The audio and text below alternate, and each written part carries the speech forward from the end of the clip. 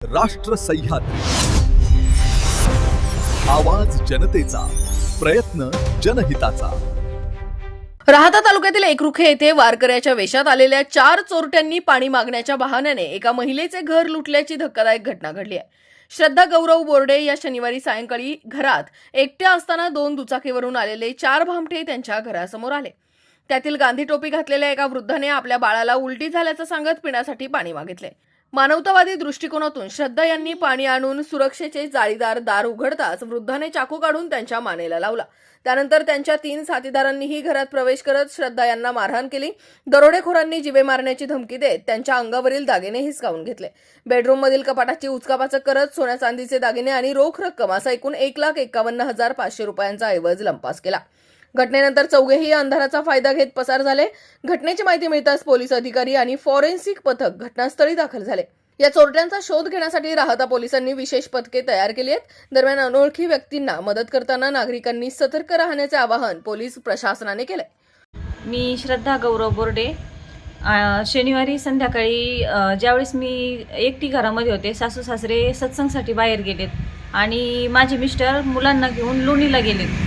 त्यावेळेस 7:30च्या दरम्यानमध्ये एक बुजुर्ग व्यक्ती साधारणतः 50-55च्या वयाचे असतील, त्यांनी गांधी टोपी घातलेली होती, सलवार कुर्ता घातलेला होता, पायजामा व्हाईट कलरचा आणि डोक्याला जसं सप्त्यामध्ये गंध लावतात तसा गंध पण होता आणि मला असं वाटलं ते सप्त्यावरून आलेले असतील आणि ते एकटेच आले गेट उघडून।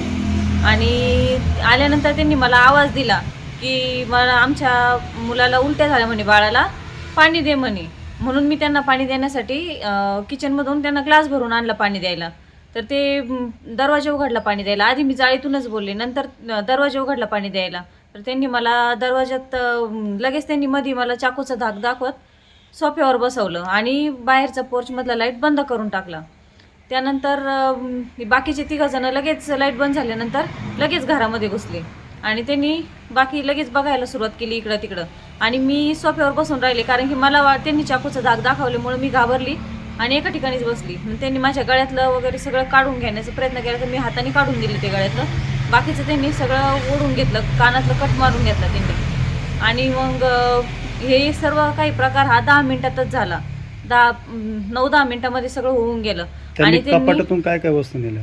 त्यांनी कपाटामधून माझी वेल घेतली, अंगठी घेतली, पुन्हा अजून एक कानात एक जोड होता आणि एक मध्ये ठेवलेला होता, तो जोड पण नेला, पायातले नेलेत आणि सासूबाईच्या याच्यामधली चेन नेली, 2 ओमपान होते, पुन्हा ननंदबाईचं गळ्यातलं होतं, मोठी पोत होती, 100-125 मणी असतील, ती पोत पण नेली त्यांनी आणि रोख रक्कम 6,000 रुपये होते, ते पण नेली त्यांनी।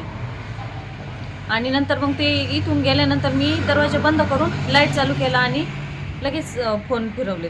शनिवारी संध्याकाळी आमच्या घरी जवळजवळ 7:15 ते 7:30च्या दरम्यान चोरीचा हा प्रकार घडलेला आहे।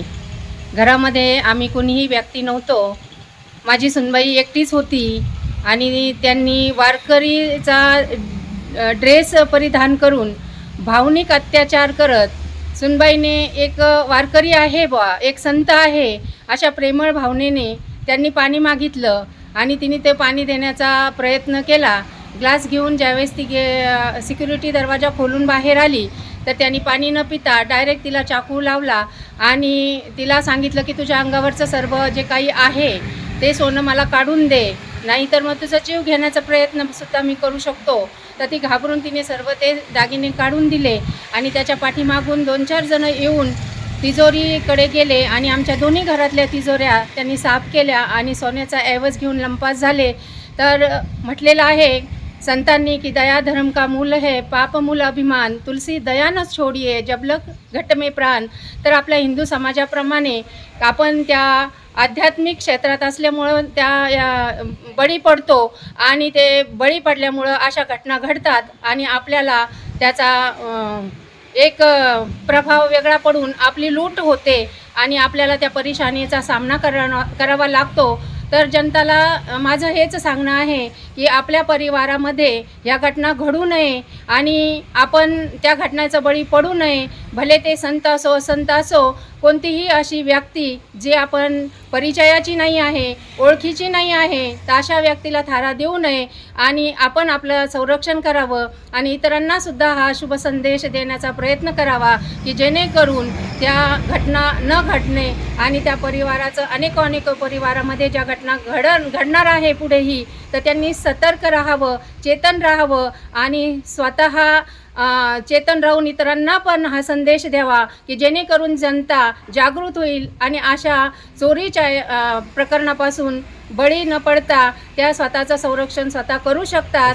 मी जनतेला आवाहन करू इच्छितो की विनोद गौरव बोर्डे पाटील एक रुखा.